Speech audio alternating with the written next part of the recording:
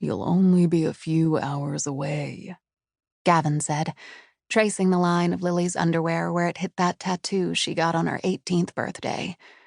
The one she pretended she regretted, but that she still secretly loved as much as the day she got it. It might as well be a world away, Lily answered, pulling her shirt over her head.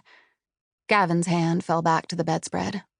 Lily freed her blonde hair from her collar, feeling the weight of it on her shoulders. Gavin loved her hair. They all did. I could come up there. Come see you. Lily inhaled to button her jeans. She could feel the cold, dirty thing slither into her gut. No, you can't. Gavin didn't respond. Gav, you know you can't. She turned and looked at him. He was working his belt buckle into the third loop, sitting on the edge of the bed. She watched his hands, the way they gripped the leather. It'll be 6 weeks, she said, and I'll see you before I go. At least once, I promise. Gavin let go of his belt and grabbed her wrist, pulling her whole structure down. I could meet you somewhere nearby, he whispered into her hair. There have to be places like this in New Hampshire. Sex hotels? Lily asked. Her voice was strict, but the rest of her wasn't. No, not a sex hotel, something classy, I promise, he said as he kissed her neck. It'll be classy. It's the family vacation, she said. Gavin took a deep breath and fell back against the pillow. And tonight is a Tuesday, he said. What's the difference? Instead of answering, Lily kissed him with her full mouth, even though she tasted like sex and dehydration. Just 6 weeks, she said, gathering her coat from beside the bed. Then I'll be back, and it'll be like I never left. It's never like you never left.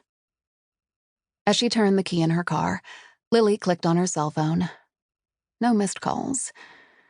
She checked her reflection in the rearview mirror. She had that sex-stung look, but it was nothing she couldn't cover with lip gloss and enthusiasm. She could say she went on a walk after work. She could say she witnessed an accident. She pulled the car out of the motel's parking lot. It would only be 6 weeks, she thought, turning up the radio to block out every thought that followed.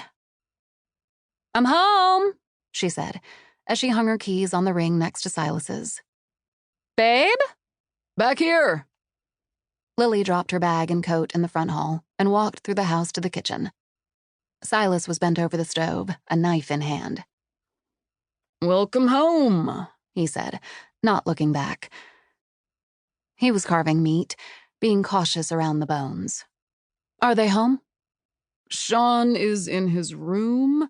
He said he was doing his homework, but I'm pretty sure he snuck the PlayStation in there again. I haven't been able to bust him yet. You know how careful you have to be with lamb, Silas answered, throwing a dish towel over his shoulder.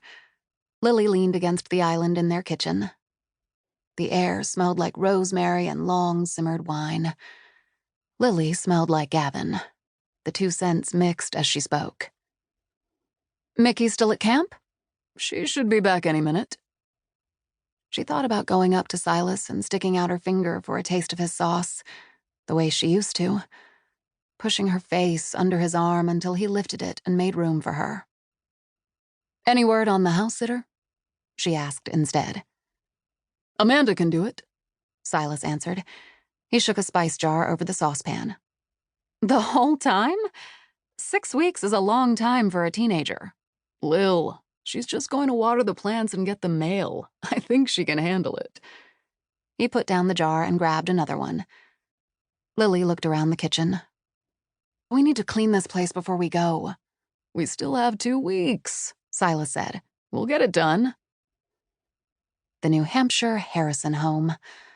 Silas had grown up spending his summers there, and ever since she was 16, Lily had spent hers there too. It was old and made lonely sounds at night, but it was beautiful. The kids loved it. Dinner will be ready in 30. Want to go ground your son while you're waiting? Silas asked.